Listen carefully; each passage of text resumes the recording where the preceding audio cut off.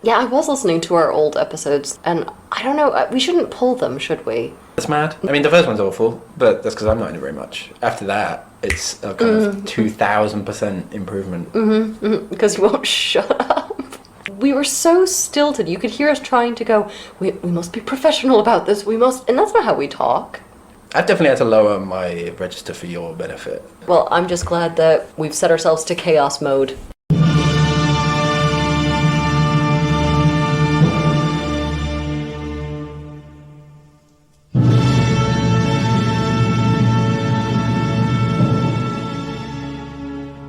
Welcome to Save Me From My Shelf, a literature podcast where we take classic tomes off their pedestal to make you less anxious about reading them. Our jokes come from a place of love and for a specific teaching purpose. However, if you think that making fun of great literature, and maybe some mild swearing, is offensive, this might not be the podcast for you. Hello, and welcome to another sterling episode of Save Me From My Shelf with me, Daniel. And me, Abby. We had a tweet from Margot West who asked us to read Robinson Crusoe, which I personally used to inflict on the first years to torture them. I don't know, what are you up for it? It's a big one. It's a long one. There's lots of goat husbandry. I was talking to somebody the other day who said that she went to Alexander Selkirk's island, the one that Robinson Crusoe is based on. A bit grim, apparently. So, but, you know... now Well, a desert island is a bit grim. She was going to go to Easter Island, but apparently it was at Easter, and everyone in Chile goes there for their holiday at Easter. It's a bit on the nose, isn't it? On the really big stone nose. So, yeah, maybe. I read Journal of the Plague Year during the Plague Year, and that was very good. That's a bit on the nose as well. Oh, you basic bitch. And then I got a text from Justine, following up to last week's query, about the Beaver Pope. The Beaver Pope update. The Beaver Pope update. This is probably the last update we'll get on Week that 6. Just to tie up one last loose end, the Pope depicted as a beaver was Pope Urban VI, one of my favourite popes, the election of whom would eventually lead to the Great Schism in 1378, where there were two rival popes which lasted until 1417. See, I don't know about you, but I am definitely an Avignon. Oh god, yeah. Yeah. The anti-pope is the guy in Rome. You're not even Catholic, what do you care? Well, maybe I would be if they still had the Avignon one. No one's exactly sure why he was depicted as a beaver. One theory is that it was meant as an admonishment that he would have done well to cut away sin. Brackets, this is my insertion here, balls. Let's all remember that that's what the sin is referring to. In the manner of a beaver. Beavers cut away their balls to, allegorically repudiate sin. So there you go. Thanks, Justine, for making us talk about balls so much. Corrections corner. I was wrong about the cookery, wasn't I? The playground law that Gurkhas cut their own hand if they can't draw blood from an enemy in battle. Go on. That's apparently not true. The 8-year-old who told me that when I was at school was wrong. It's a kind of Orientalist fetishizing of the martial races, isn't it? So we put up a poll on Twitter about, is Van Helsing part of the Lucy polycule, Lucy and her 3 suitors? Daniel said yes, because Van Helsing gave Lucy part of his blood. I said no, because he has no sexual tension with anyone. Or we had another option about Van Helsing being in a polycule with Mina and Jonathan. And there was a tie between him absolutely not being in the polycule with Lucy, and yes, being in one with Mina and Harker, so... Yeah, I'm annoyed about this. So you're telling me you're not going to respect the opinions of the poll, then? I have nothing but contempt for us democracy. I do have one more update, and it is our David Tennant update. So, contrary to all naysayers, David did in fact meet me in front of the Victoria and Albert Museum, and we shared a wonderful day together. I think he's actually working on a new project, though, because he was in character as an elderly Portuguese tourist, and he refused to break character. But we didn't talk too much about our new adaptation of The Crucible because of the language barrier. But David, when your project wraps, please give me a call and we can start working out logistics. I think we could get Bruckheimer in on this. Thank you again for a beautiful afternoon. So Daniel, what is our text today? It's hot. Really hot. We're in the deep south of America. So it's half a century since the American Civil War and the abolition of slavery. But I don't want to put too fine a point on it, but things are still a bit crap if you're a black American in the Deep South. Poverty, inequality, even a bit of racism. And if you're a black woman, you're really in the intersectional soup. But on the plus side, Noted mule driver and all-around bellowing guy, Charlie Patton, has just invented the blues. And all of those themes are highly pertinent to the book we're doing, Alice Walker's The Colour Purple. I'll give the usual warnings. We're going to spoil this book. Trigger warnings are incest, rape, child abuse, spousal abuse, especially lots of violence against women, but not exclusively. There is some violence against men. Bit of balance, that's good. Loads of anti-black racism, infant mortality, murder, forcible separation of children from parents, and infertility. There's a new one. Ship sinking, colonialism, there's all sorts of mad stuff going on, isn't there? Do you want to give a bit of background? Won the Pulitzer Prize. There was also a film a few years after this was written, a Steven Spielberg film. As I said in the clue to the last episode, this is the only film to date that focuses on a female protagonist. All of his other films, at the very least, have a male protagonist. There's that little red girl in Schindler's List. Is she the protagonist?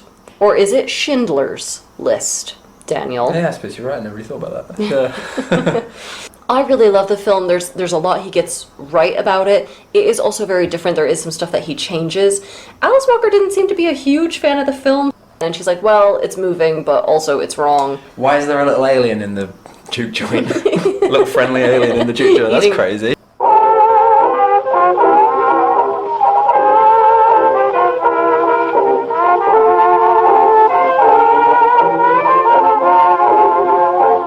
So the book opens on a very chilling sentence. Quote, "You better not never tell nobody but God, it'd kill your mammy." And then we cut immediately to a letter format. This is, in fact, another epistolary novel. Can't get away from them. We cannot. It's nice to see them be reinvented so many different ways, though. It's resilient. Yeah, we've had a lot of... There are common themes emerging, aren't there, between our texts, I think. But instead of chapters, this book is broken up into letters, and every letter starts with Dear God. So the main character, Celie, spends most of the narrative talking directly to God in this format, like he's this pen pal who never answers. Celie is blowing up God's DMs. Good analogy, Grandad. So, it's a pretty grim opening. Celie is 14 years old, and her mother's ill after giving birth to a child, God knows how many this is, many anyway. And Celie's father has this ferret-like compulsion to have sex. I don't know if you know that ferrets stay in heat, and if they don't have sex, they die. And so brace yourself for this, guys. He starts raping his daughter, Celie, who almost immediately gets pregnant, and he's there like, it's a medical condition, Maureen. The doctor said if I don't have sex every 36 hours, I will literally die. I like that between the horror, we're learning a lot about different ferrets. kinds of rodents. And, Yeah. they're not rodents. Are they rodents? Beavers are rodents, ferrets aren't, are they? Yeah, carry on. This is definitely a podcast now about rodents. Sorry we've segued so abruptly, but this is your life now. Keep listening, please. Turn in next week for weasels. It's like a kind of modernist poem, isn't it, where we talk about rodents, but there's these weird interjections of summations of novels. Stream of consciousness sort of thing. But the language is absolutely shocking if you have no idea what to expect. So on the very first page, we get the words pussy and titties. Then Celie's mother dies, and she dies furious. Not because Celie is pregnant, oh no, but because Celie is so pregnant, she can't do her chores fast enough. So Celie doesn't reveal to anyone who fathered the child. She just says it's God's baby, and oh boy, there's a lot to unpack there, but I'd just rather throw the whole suitcase away. Find out, through rather jumpy narration, that after giving birth to her baby, Celie's father took the child while she was sleeping and possibly killed it in the woods. That's nice.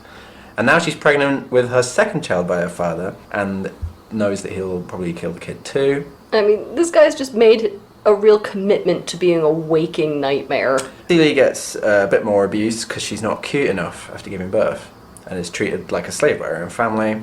Yeah, sorry she's not ready to go to Coachella after giving birth to two kids that have probably been murdered in the woods. Yeah, so her dad's like kind of cools on her, Celie, and starts eyeballing her younger sister Nettie, and Celie vows to protect her. This is in the first 5 pages. Yeah, it's all very... This is a lot. Mercy of mercies. Celie's father marries someone else, another 14-year-old girl. Can you imagine that dynamic, though, of like, Celie, grab your new mother and a new drink and then help her study for her driver's permit. Exactly, yeah. Meanwhile, Nettie is starting to be courted by a widower who is the same age as their father. So, he's only referred to as Mr. Blank. How old is Neddy at this point? 12. 12, yeah, okay, that's great. Every 12-year-old wants to date one of their dad's middle-aged friends. Celie thinks it's like kind of a good situation because he's only got 3 children, but she says, oh no, you should stay in school, Nettie. He's only got 3 children. Like, that's a selling point. Is that going to be one of the pros on his dating profile? Meanwhile, Celie starts making eyes at women because she's not scared of them. So there's a kind of an emergent queer identity thing here. Yeah, I mean, it's very subtly stated here where at first you're like, okay, you would only just feel comfortable to even look at women because they're not the ones who are abusing you. But I do wonder, do you think Alice Walker is slightly equating Celie's trauma with lesbianism? Like, trauma is somehow the gateway drug to Lilith fare? I think it's more like a post hoc thing, I thought. Very possibly. So we're not sure if she's gay and abused or gay because she's abused. Alice Walker muddies those waters. And then Celie is also very pleased to discover that her last baby's delivery has rendered her infertile. So this book's a comedy, right? Yeah. So Mr. comes over to their house and asks for Nettie's hand. And their father says no. He's like, Nettie's too young. Do not fact check what that means for me.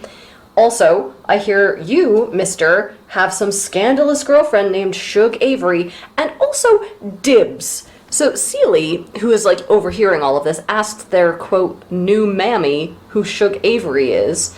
And I did actually have to pause here because it didn't twig to me at first that by new mammy she means a girl who is probably younger than she is. It's very like, hello mother, I know you're 9, but can you find out what's happening on the jazz scene in Nashville?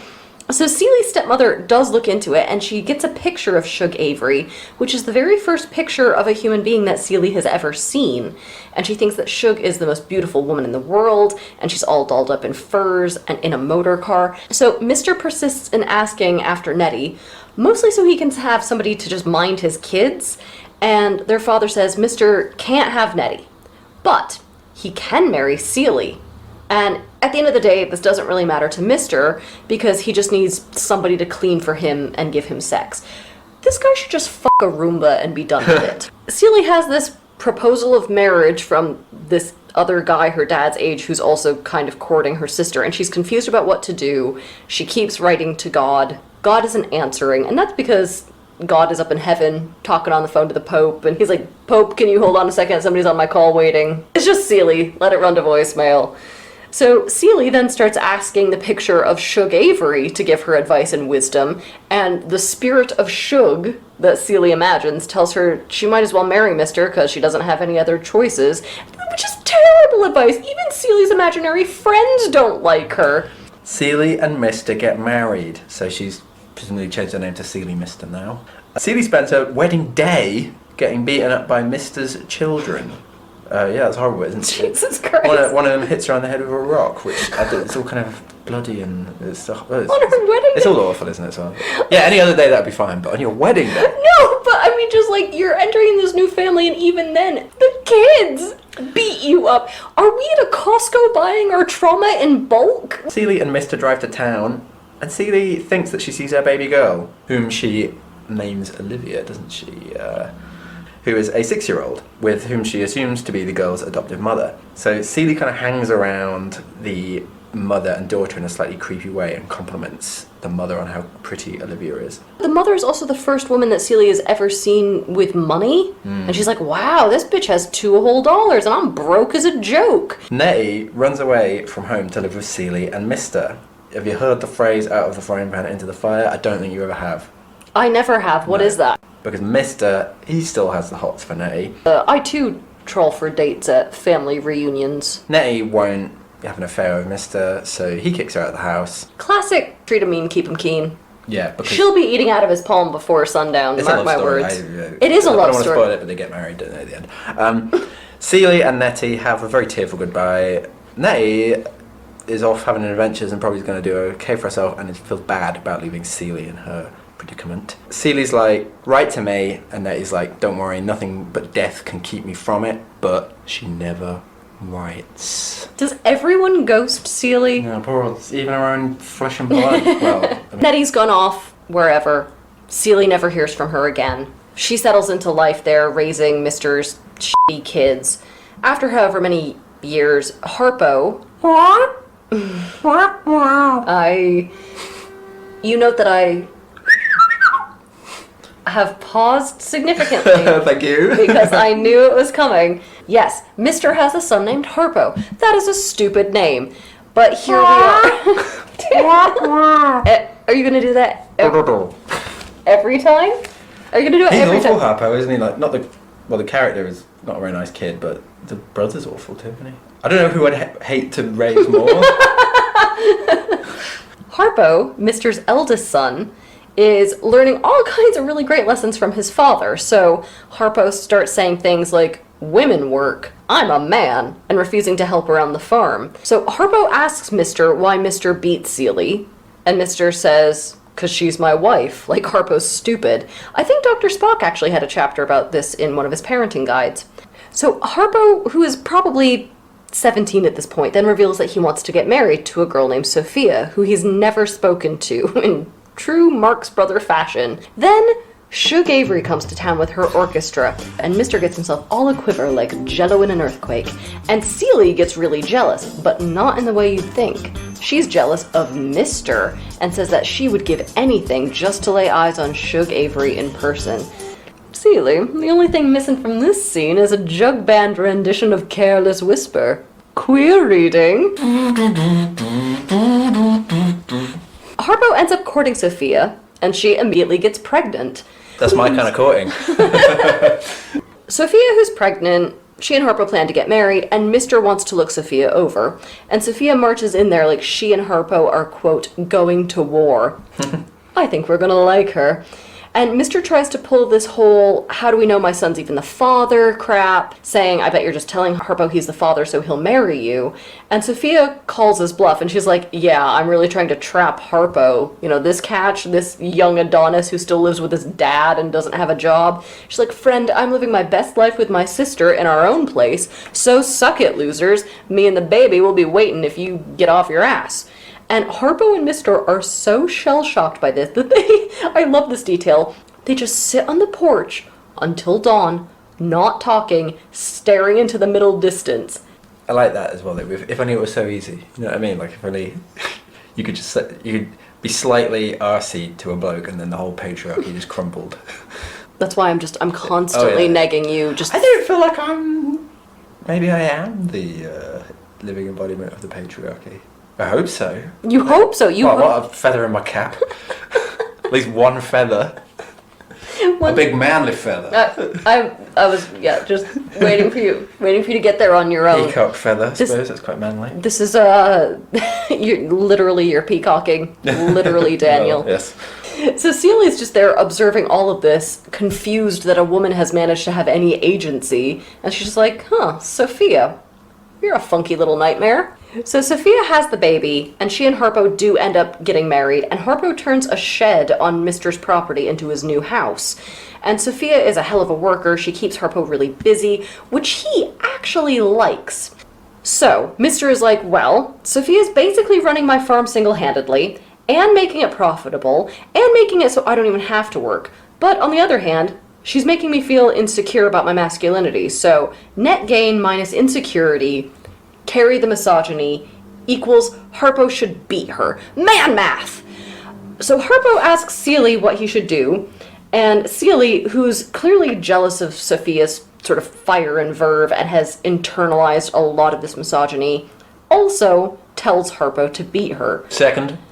So the next time Celie sees Harpo, he's had the shit kicked out of him, and he tries to pass it off like a mule kicked him. And I just think of that line from Chicago, he ran into my knife 10 times. He ran into my mule. He's like, Harpo's there like, crazy story, the mule decided to take up Irish clog dancing and I got in the way. So Harpo and Sophia's peace is ruined by this. In fairness to Harpo, though, Celie and Mr. did triple dog dare him, so I don't know how he could stand up to that kind of pressure. And Sophia and Harpo start just full-on body slamming each other like luchadors on the regular. Shug Avery is ill. Diseased. Possibly venereally diseased. Venereally. Diseased. My favourite adverb, venereally. Just you and Shakespeare making shit up as you go along. She got VD. Which bit of VD do you think it is? Which bit of? Not bit.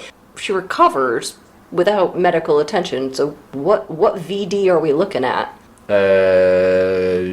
This is our new segment, Name That Infection. This is not No, it's our new segment. territory that No, it's a new I'm not segment. familiar with. This is a VD podcast now. But it's not going to be syphilis. It's not one of the big ones. It's got to be a smaller one, right? Unless she's going through like episodes. Some of them are episodic, right? I don't know anything about medicine. Okay, a couple of doctors. Sorry. True kinds of doctor. Wait, what? You mean you don't know about medicine? Nah. Why the hell did I let you look at my tonsils for 8 minutes yesterday? What were you doing? Celie is a dedicated worker at the local church, and she's disappointed to hear the preacher alluding to Shug being a tramp. Tramp in the American sense of the term, meaning Do you not say tramp? shagabout rather than homeless person. Oh, shagabout. Interesting. That's a new one. That's a term that I just invented. Oh, okay. Mister's really cross about this, so after church, he immediately goes over to Shug's place and brings her back to live with them. And thus, a Deep South Madame de Pompadour was born. Also, a religious dude subtweeting somebody in a sermon. Groundbreaking. Just as Jesus would have wanted. Shug arrives. She's dressed in the height of fashion. She looked like she ain't long for this world, but she's dressed well for the next. So, I like how Shug Avery rolls, man. Yeah. Shug's first words to Celie, in a peak of bitchiness, are, "You sure is ugly." So, I think those were my first words to you as well, in fairness. in a peak of bitchiness. Yeah, that's how I welcome people to the department. Okay, cool. I want to keep you modest. Celie she's not pleased, is she, about it? But she is nevertheless forced to tend to Shug in her kind of capacity as wife servant, and she's like, she's sicker than my mama was when she died, but she is more evil than my mama, and that keep her alive. So that you gotta have it's about will, isn't it? Sugar's got the will to live, the will to power. Also, Celie having a painful crush on a hot woman who is mean to her and trying to hide it under the smoke screen of dislike is just about the gayest thing I have ever heard. Mr. gave Harpo a hard time about Sophia being really tough, didn't he? However, here's the irony. Mr. is putty in Shug's hands. To make matters worse, Shug is calling Mr. Albert. Celie didn't even know what his name was. She's like, oh wow, that's my husband's first name after several years of marriage. Honestly, I think that's the perfect marriage situation for me. The less I know about a husband, the better. That's just not my business. We all have to have some secrets, don't we? Yeah, I like to keep a mystery alive. Mr. is squeamish about taking care of Shug in the more intimate episodes of her illness, despite the fact that they have 3 children together. What? There's a detail thrown in. Yeah, keep the mystery alive again.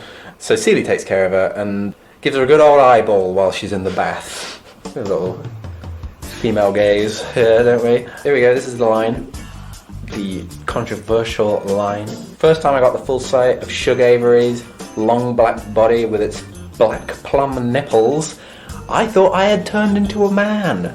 That is the queerest reading I have ever heard. I like that. She does a lot of that stuff where the way that she articulates her kind of homosexual feelings, the way she frames it as male feelings. I find that's quite interesting, isn't it? That occurs, doesn't it? There's kind of that funny gender stuff. Well, she can't quite conceptualize being a lesbian. Exactly. Yeah. So that's what I'm saying, but she understands the power dynamics. Like men desire, and men have power, and men have agency. So when she feels desire, she's like, "Am I turning into a man? What's happening?" That's like interesting. I like that. Celie's like, she's weak as a kitten, but her mouth is packed with claws.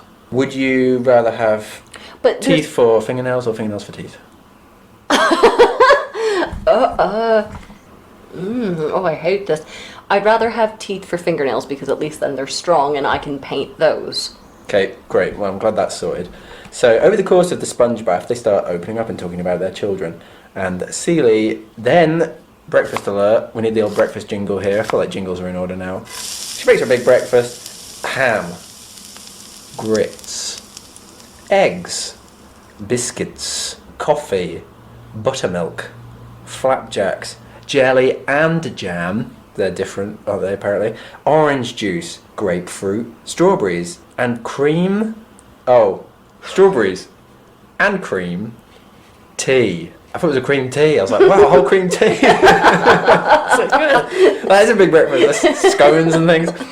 Celie eats, so Shug doesn't want to eat it, but Celie eats it in Shug's room, and Shug sends Celie downstairs to get her some water and starts knocking it back herself. Yeah, bitch snarfles some of it when Celie comes back. She's like, here's your water. What happened to my biscuits and my grits? And what happened to my ham, grits, eggs, biscuits, coffee and tea? Would you want to eat a breakfast this big? I feel like you're undernourished, but I feel like you'd be overwhelmed and would just end up eating none of it and curled up in a ball under the table. This one is so huge, though. I think probably this one is the most, like, as a treat. This is like a hangover breakfast, isn't it? I just dream of once in my life being able to take you to a Denny's and just seeing you short circuit. I think you just throw the menu down in rage and leave and hitchhike down the highway. I don't think you'd be able to conceptualize how much food we have in America. So, Celie and Shug, they're starting to bond. She was in love with Shug before she even met her. Now it's getting even worse, especially since Shug is starting to be nicer to her. And Celie's a little bit of a creep. She brushes Shug's hair, and she starts, saving bits of hair that come out in the comb, saying maybe one day she'll, quote, make me a rat to pump up my own hair. What is a rat in this context, Daniel? Is it like a weave? Kind of. It's hairspray with no hold. It's a wig with no style. It's a clump of hair. Right.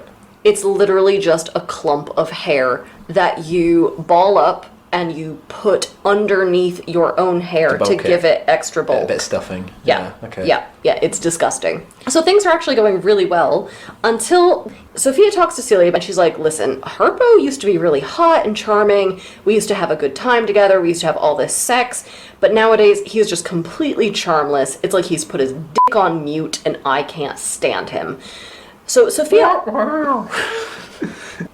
reports that Harpo has developed this really strange eating habit where basically what she can't articulate is he's just eating his feelings. Even though he loves Sophia, he loves their life together, he's clearly feeling the sting of masculinity because he especially loves doing all the housekeeping stuff and Sophia loves working outside in the field. And this masculinity crisis makes Harpo eat so many of his feelings that he starts to look pregnant. He's got that beautiful after the blackberry pie glow.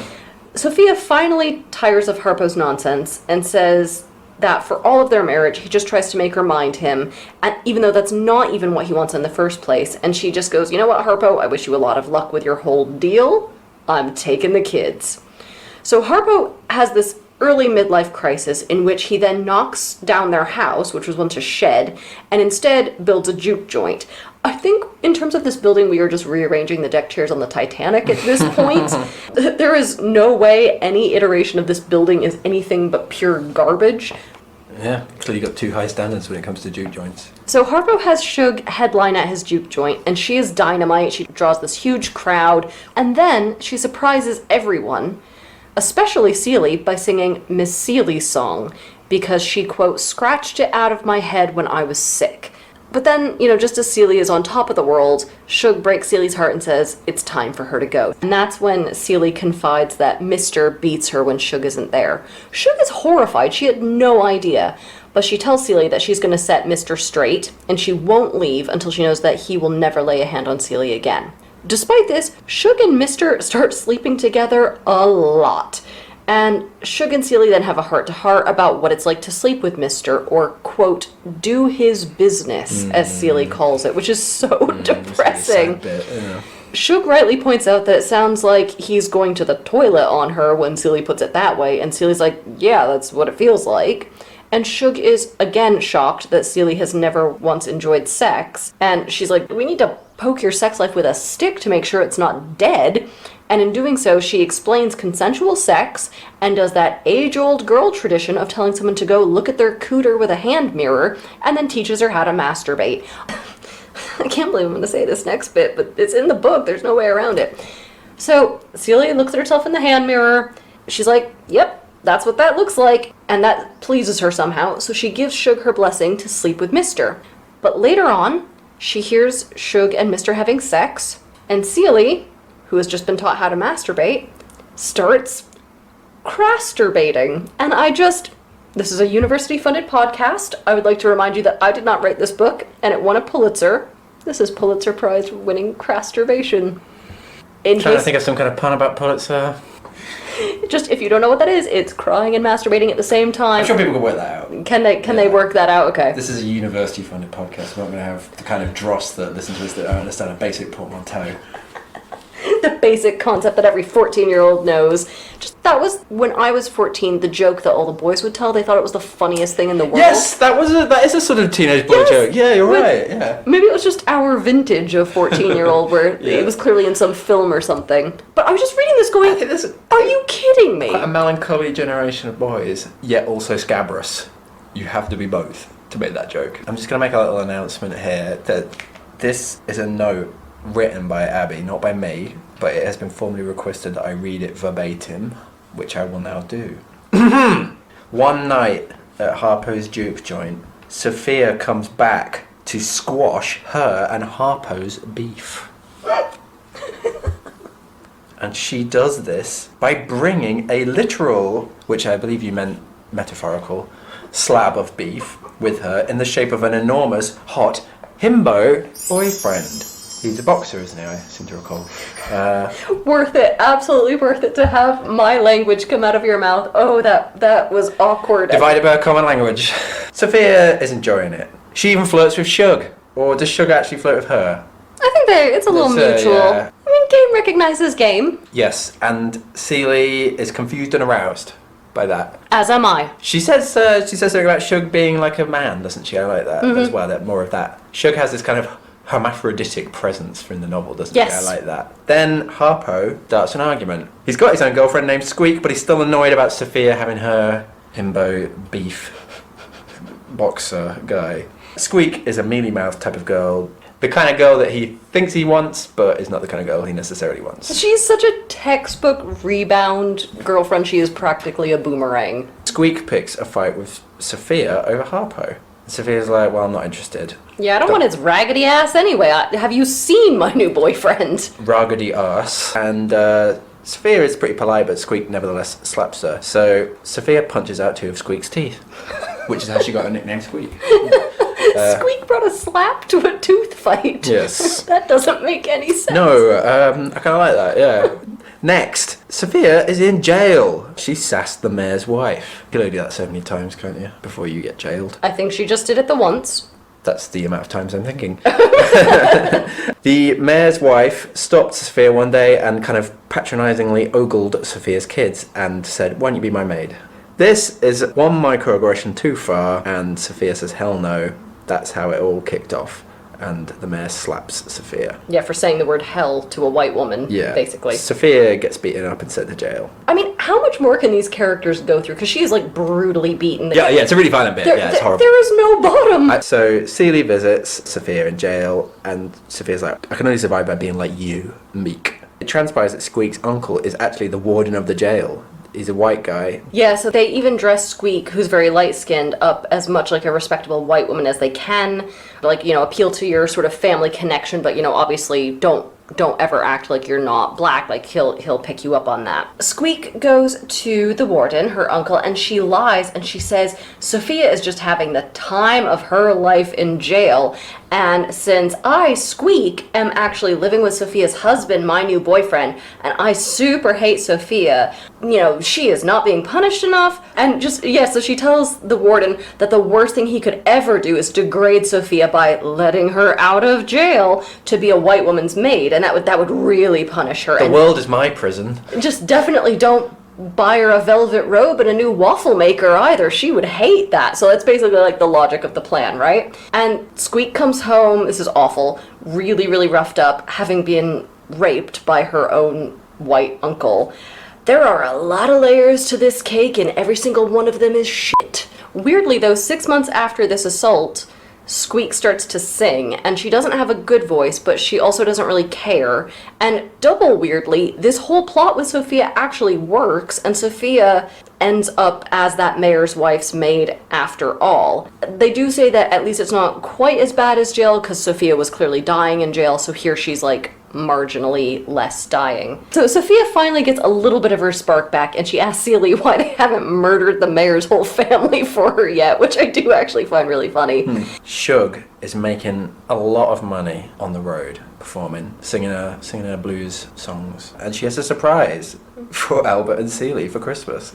The surprise is one Grady, her husband. What? Yeah, Shug has a husband. Here's my like on again, off again married couple lovers. Grady's naturally very excited to meet them. So Mr. gets royally rat-arsed, as one does. I think he spends most of the book drunk, though. He seems to me like a man who wakes up in a pool of something every morning.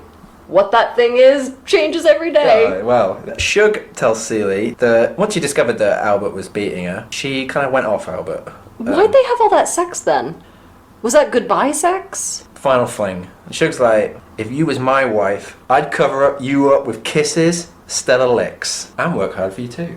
So, pretty good deal being offered there by Shug, I think. Sorry, that's so romantic. I'm just gonna slide bonelessly to the floor. That's charming. That's adorable.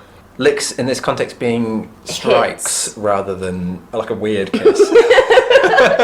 Celie's like, well, actually, things are a lot better with me old man, mister, since you told him off. Now I only get the odd slap, so things are improving. He even, like, makes a very vague effort when they're having sex now, but, you know, she doesn't really appreciate it. Nevertheless, it's the thought that counts, isn't it? Yeah, Not the yeah. count of thoughts. Cute. Thank you. I just like that, you know, he tries, and he's, you know, she can't get anywhere. He's like, oh, why is this? Because of all of the beatings? How many times do I have to not really apologize for anything before you get over it and admit that I'm just great at sex? And she's like, always one more, friend. Meanwhile, Mr. and Grady become best pals, don't they? They go on a drunken bender. Celie and Shug have a bit of a lie down together, and Celie starts unburdening herself to Shug about her experiences with her father. She describes how her father raped her, and it was during a haircut, or the premise was a haircut. Yeah, which is really, it was a chore that Celie really used to love doing. She loved cutting hair, and her father was like, come cut my hair, and she's like, oh, hooray, and then it turned very bad. After having a bit of a heart-to-heart, then they get it on, and it's quite a moving bit. So Shug is here just healing everyone's wounds. Then, just when everything seems to be going really well, we cut to Celie saying, Dear God, this is the letter I've been holding in my hand. And it's a letter from the long-assumed dead Neddy, her sister, saying she's not dead, and she's actually been writing to Celie steadily over the years. And she reckons that because Mr. said back in the day when he kicked her out of the house that Celie would never hear from Neddy again, Neddy supposes that he must have been hiding all of the letters all of these years. That is a felony, just throwing that out there. It's a felony. So Neddy says in her letters, don't worry, she's doing well, and shocker, she's with both Celie's daughter Olivia and Celie's son, who Celie knew nothing about. I mean, she assumed that he, you know, was killed by her father back in the day. And all of them are coming back to the area within the year, and the only reason Celie got this letter at all is because Shug checked the mailbox when Mr. and Grady were out drinking, and she found it accidentally. Celie cracks, and before she knows it, she's approaching Mr. with a razor. Get his ass. I just think the razor is also an important choice, given her trauma with haircutting. Yeah. Shug immediately clocks the situation, and she knows a murder is about to take place in front of the entire family, and she manages to sort of divert everyone's attention and get Celie out of there. Hey, look at me. Shug dancing around. She manages to get Celie calmed down before anyone else realizes, and I personally would have sat back and seen how this would have all played out. I think if Shug were a real friend, she would have helped Celie dispose of the body, but I'm also frequently bored and have no moral compass, so... And Celie goes basically comatose for the rest of the day. She just crumbles like the city of Jericho. And under the pretense that Celie has a bad fever, Shug and Celie get all holed up and talk. And Shug talks about her own life, being kicked out of her family's house for being a sinner. She was sent to live with this wild aunt who, quote, I love this line, fed 50 men and screwed 55. Wait, alright, okay. Question. Any overlap? Do you think there was any overlap, or do you think there were 105 men hanging around? Or is it... We can have sex, or I can feed you. Or I was wondering if there was a little bit of overlap. She's like, we've got the three options. Continental breakfast, or... Continental breakfast, shag, or the... shag? Or the pear. You can have ham, grits, eggs, biscuits, coffee, buttermilk, flapjacks, jelly and jam, orange juice, grapefruit, strawberries, and cream. I always get that wrong. Tea. I would be so insulted if somebody chose the food. Right. It's a so test. What are my options? Sorry, it's either sex with you or ham, grits, eggs, biscuits, coffee, buttermilk, flapjacks, jelly and jam, orange juice, grapefruit, strawberries, and cream. Tea. Ooh, I think I might go with the ham, grits, eggs, biscuits, coffee, buttermilk, flapjacks, jelly and jam, orange juice, grapefruit, strawberries, and cream. That was a lot. Of food. The moral of the story is I'm obsessed with this aunt and I want to follow her around like she's the Grateful Dead. The spin-off. So Shug and Celie eventually go through all of Nettie's letters in secret, and they find out that Nettie did as Celie had recommended back in the day. When she was kicked out of Mister's house, she went to the only place she could think of, which is that couple that had adopted Celie's daughter. Turns out they did adopt both of Celie's kids, and this couple are missionaries, and they ended up taking Nettie in as kind of an au pair situation, and they take the whole family to Africa. And these letters are the first time that every entry doesn't start with Dear God, because God is dead to Celie at this point. The book takes a bit of a left turn here, doesn't it? Now we go into the Adventures of Nettie. Nettie is having a great time. Thriving, isn't she? Learning, seeing the world. So she's like, I'm going to Africa not just to do missionary work, but to uplift black people everywhere. Celie's upset by the whole thing. Then Sugar's like, aha, what if you make some trousers? Celie's like, oh, but, a lady can't wear trousers. Mister will be funny about it. And Sugar's like, he used to really love it when I was wearing trousers. Yeah, when we started dating, we did little bedroom stuff where he put on my dresses, I'll put on his trousers. Exactly. So if he comes at you with all of this gender normative crap, go f*** this guy. And you practically wear the trousers in this relationship anyway, because you're the one doing all the hoovering. So kudos to you. More letters from Nettie. She is now in Africa, and she is miffed with the Olinka, because although she's like excited to reconnect, there's that bit where she sees Africa for the first time and she's very moved by it, because she's like, oh, I've never I never really thought about it before, but here it is, the homeland or whatever. But when she actually arrives there, plus ça change, it's all more of the same old shit. The Olinka have these awful gender dynamics. She tries to kind of teach some of the girls to be a bit more independent and stuff. I think, counterpoint, we just need a giant Abrahamic-style flood to come wash this all away and start from scratch. Great. Just floating that idea. Finally, a big rubber company comes to build a road into the Olinka village. They burn down the forest and everything, don't they? And the Olinka are, well, they're not very pleased by it. Yeah. While there's all the kind of the grand adventures of imperialism, there's also this family trauma where Samuel and Corinne, the missionary couple, assumed that Nettie was the mother of the children. Well, it's another edition of Protestants who don't talk about their feelings and let their love slowly curdle to hay. It's like, is the au pair secretly the mother of our adopted children? We'll never know. While they're all talking about the ambiguous parentage of the children, Samuel and Corinne reveal their half of the story, and it transpires that the father of the children, whom Nettie and Celie assume to be their father, is actually not their dad. Big shock. Bombshell.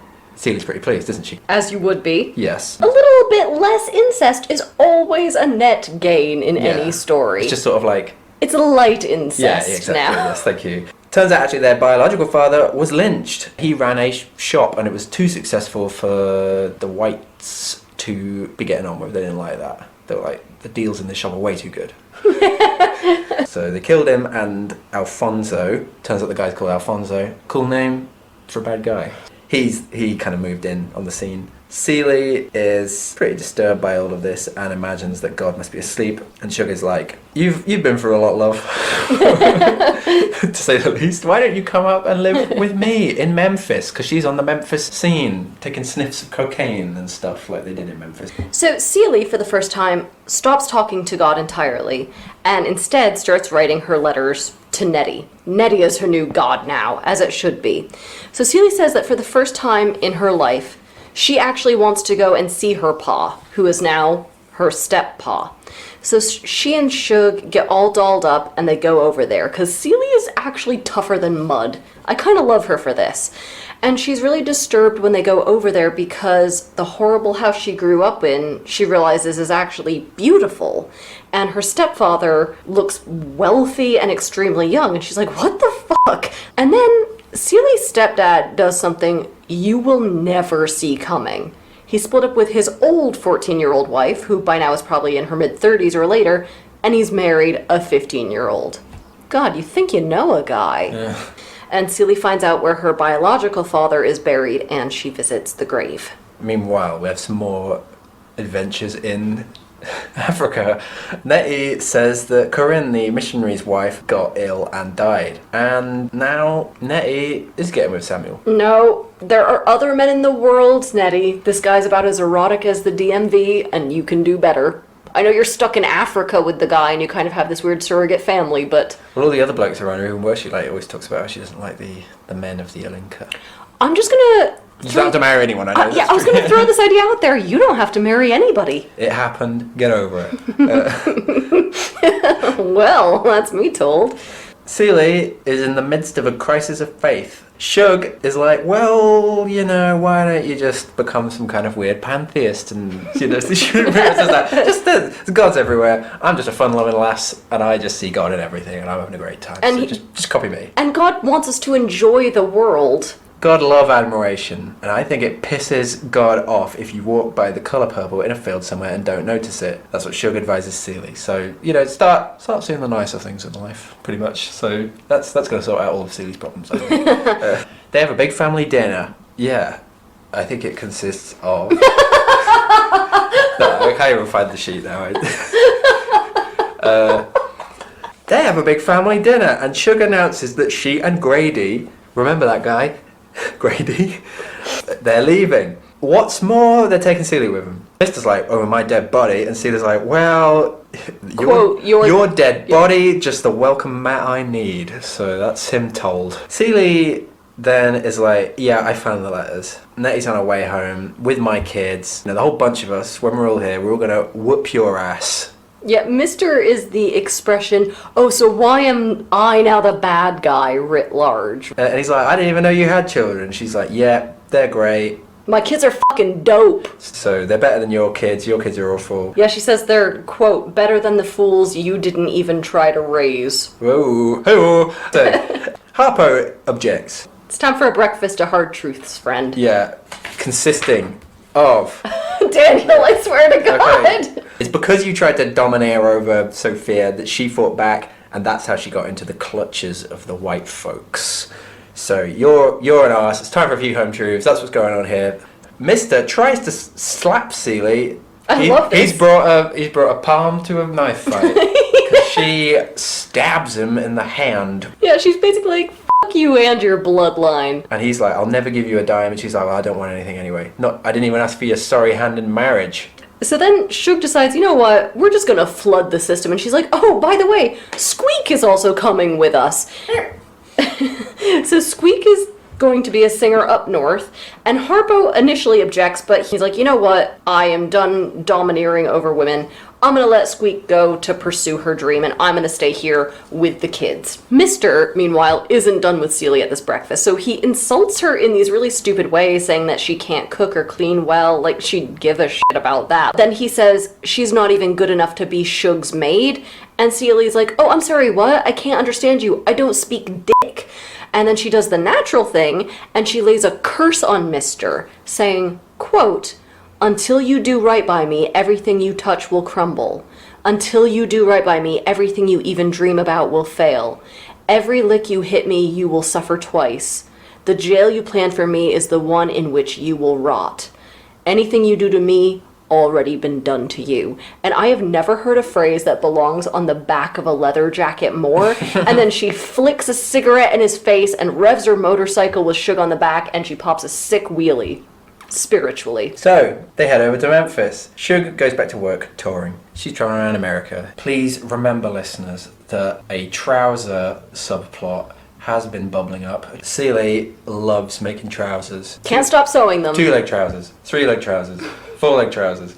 She's making all sorts of crazy trousers. She's a trouser artiste, isn't she? It says in the book pants, but that means something different in the UK, so Daniel is very consciously not saying it. Also, she gets into the reefer, doesn't she? She's puffing on an old reefer. You might as well call it jazz cigarettes like my grandfather would have done.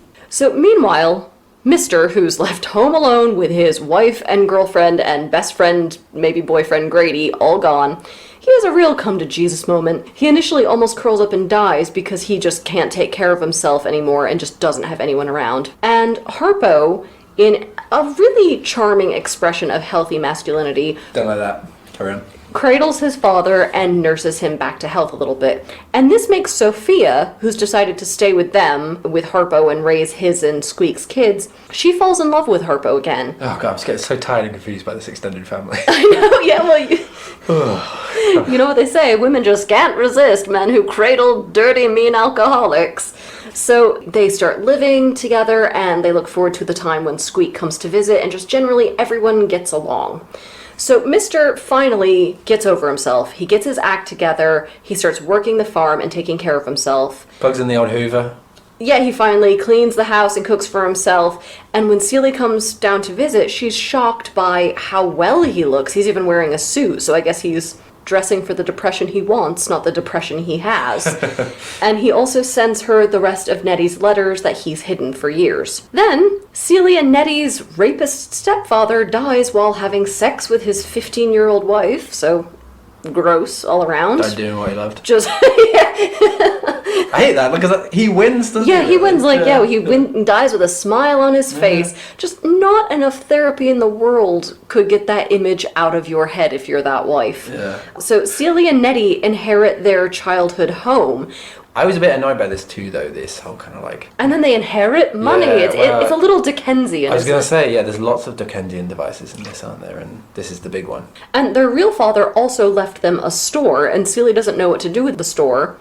So Shug suggests that she turn it into a store that sells pants for women. Yeah, this is such a sort of naff trope, isn't it? I want Celie to have a happy life. I'm very pleased that Celie has inherited a house and loves making trousers. She's found her métier, but it's naff, isn't it? It's pretty naff. I would like to see her Shark Tank pitch for this. Trousers, but for women. More room in the ass. Yeah. Ooh, go on. That's it. Oh. So Celie is over the moon, but then... just again, when things are going well, she finds out that Shug is in love with someone else, and it's a 19-year-old boy, and they must be, well into their 50s by this point. He's a flautist. Yeah, and he plays... Who ever heard of blues flute? Blues flute. What's the line? There's a line. That's a... I just wrote blues flute. Shug doesn't understand why Celie is so jealous of this new guy when Celie was never jealous of Grady. But Celie says it's because, quote, Grady never bring no sparkle to your eye. Oh, this bit's killing me. And apparently, in the meantime, Grady and Squeak got together and ran off to run a marijuana farm in Panama. So Shug says she's getting old and fat, and she knows this thing with this young boy won't last, but she wants to have one last hurrah with a hunky dude. Shug has run off with the flautist. I have nothing to add that's funnier than that. Yeah. Celie, meanwhile, goes back and visits Mister, and they're having a very nice time together. Sitting on the porch, yeah, chatting, smoking their pipes. So that's quite a nice bit, isn't it? I like that with them both smoking their pipes. You were so charmed by a pipe. It was just a touching image of them both smoking a pipe. There's something very touching about a woman smoking a pipe in particular. I don't know why that is. And they have a heart-to-heart, then they puff on the old pipes and they sew trousers together, don't they? Mister gets into it. He likes making trousers now. He's like, come on, we make beautiful pants together, darling. Why don't we give it another go? I've learned me a lesson. Yeah. And Celie's like, all right. Yeah, we were never really married, and frankly, I am a voracious lesbite. Yeah. After that, she starts calling him Albert. So there's some kind of like, cathartic new stage in their relationship. Meanwhile, Celie hears that Nettie's boat has been sunk by Germans. It's the war all of a sudden as well. Like, just a lot of time has passed and now it's World War II. They do kind of vaguely allude to it from time to time, don't they? But they don't really give a shit.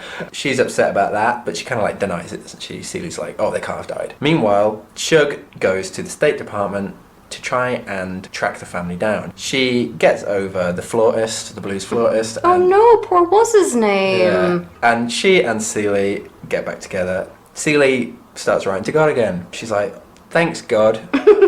Turns out Nettie's fine as well, by the way. Yeah, this was all just a red herring. We needed a little extra peril thrown in at the end. I kind of wish, not that I wish this book to be longer, but I would love it if the kids showed up and Celie just couldn't fucking stand them. That'd be an act 2 I could get behind. Well, yeah, because instead it's 4th of July, they're all kind of like, that's a white person's holiday, we don't really give a fig about that. Yeah. King George said the slaves could go free if they fought on his side. So actually, once again, Britain comes out looking pretty nice.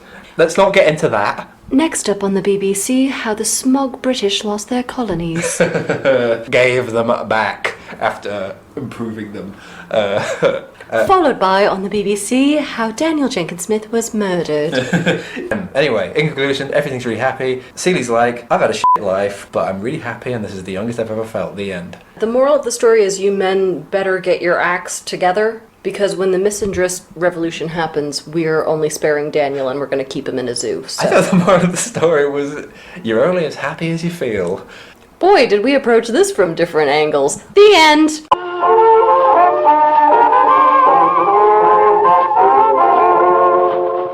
Should we cast this? Please. I really don't think you can get much better casting than the 80s film. I think that's a pretty unimpeachable film. There are some mild tweaks, but not in terms of the casting. If I had to cast this today, I would cast Lupita Nyong'o as Shug because she is beautiful, and they talk in the book quite a lot about her incredibly dark skin color, and frankly, there aren't that many women in Hollywood who have skin that dark. I would have as Mr. Daniel Kaluuya because Danny Glover is actually quite tall and Mr. is supposed to be very short, and Daniel Kaluuya is only 5'7", so I think that would be a more interesting Height choice. shaming the guy. No, you say from your 6-foot mountain. And then, okay, so here's my unconventional choice because she is way too pretty to be Celie. I would cast Gabrielle Union because she has, given how her sort of whole profile has gone in recent years, she has a lot of quiet rage and soulfulness, and I think she's very undersold as an actress. I want to give her a really, meaty role for once. And a rare speaking role for Harpo Marx in the role of Sophia. One of the things I wanted to talk about is the narration style. So this book is told in first person in a semi-dialect with really unconventional grammar. We never get an omniscient narrator speaking in dialect, almost never. So you get a sort of first person like this fairly frequently, but you never get that sort of I'm a nobody narrator, I'm just the voice of God speaking in a dialect. The third person omniscient narrator is always speaking in a very sort of white middle class way. It's just a way of reinforcing the baseline. Yes. Isn't it? Yeah. That sort of norm, the norm of speaking, the default, the right way to speak, is sort of this white middle class way. Colorism is a recurrent theme, isn't it? People being blue-black, for example. It is conscious of the power dynamics of colorism, but it doesn't really make a value judgment in and of itself. So women of all sorts of colors are portrayed as beautiful and desirable in different ways, but they acknowledge that the sort of power exists in the social ways. world of the novel. Yeah. It has a power, even if they kind of also take that with a pinch of salt. Bringing us on to the colour purple.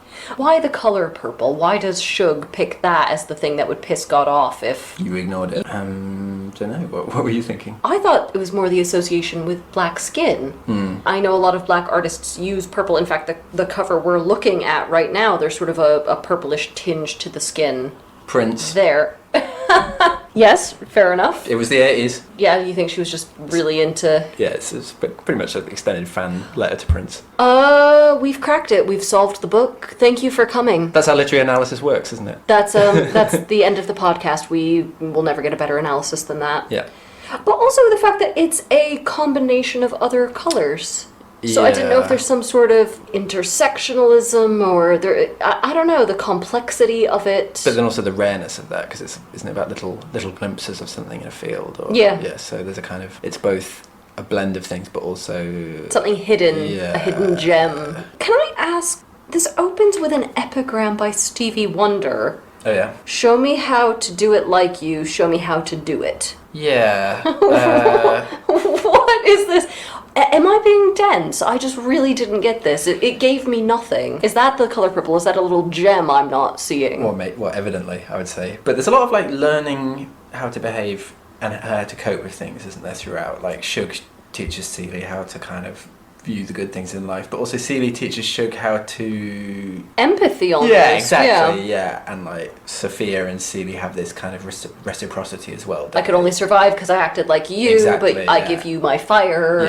So I think there is probably a bit of that going on. All right. It's a relational world that's being portrayed. So in terms of some advice, this book is actually, I think this is a good exercise in dealing with uncomfortable topics. How do you talk about this in a classroom or to friends when, it opens, as we said, with the most incredible trauma and quite visceral language on page 1? How do you talk about this analytically when you feel embarrassed? What I like to do is focus on what food they're having instead. Daniel... It's all a sort of weird libidinal bait and switch. I was... Yeah, Daniel sublimates his discomfort. I don't know if you've heard this on this podcast before, but get therapy. Okay. That's what all the food stuff is. Yeah, it's whenever we talk about sex, you're like, and a big fried egg. Carry on. Ooh, this is it's all coming out. It's all making sense now. So what you should do is think about yourself as a doctor and speak in sort of clinical language. It's only embarrassing if you are actually embarrassed by it. So it helps to frame this as something the text does rather than your sort of prurient reading. So you can talk about, this imagery is portrayed by the author as very phallic, or yes, this is a particularly sort of vaginal reading as, depicted by put everything on the author. Make this about them. That gives you distance, that allows you to speak about it professionally. So the clue to the next episode, this is the oldest text we've done yet. Whoa. And these people need therapy so badly that therapy was invented just for them. Good clue. I like that. Got no clue myself. Probably for the best. Here's a riddle for you. There's a clue. Okay. So please write into our email at savemefrommyshelf@gmail.com or tweet us at smfms_podcast. Please subscribe wherever you listen. If you want to write into us, we take book recommendations. We take all sorts. What's your favorite Christopher Plummer movie? That was a, conversation from a previous episode. What's the weirdest thing you've ever done for a love interest? These are ongoing topics, friends. For how long have you been a plum bag? How long have you been a plum bag? Spelled with 2 B's. We've had a long row about this, and we finally settled into an uneasy alliance. 1 M, 2 B's. Hi, I'm Daniel. I've been a plum bag for about 14 years. Hi, Daniel. All right. Thank you guys for listening. More cheerful read next week, innit? Ta-ra! Thanks for listening to Save Me From My Shelf. Our music is The Overture to Don Giovanni by Mozart, and cover art is by Catherine Wu. Our thanks to Aston University's Centre for Critical Inquiry into Society and Culture for funding the startup of this podcast. Contact us at savemefrommyshelf@gmail.com or at smfms_podcast on Twitter. And do not, I'm going to remind you, do not forget to rate, review, and subscribe. Do not forget. Thank you.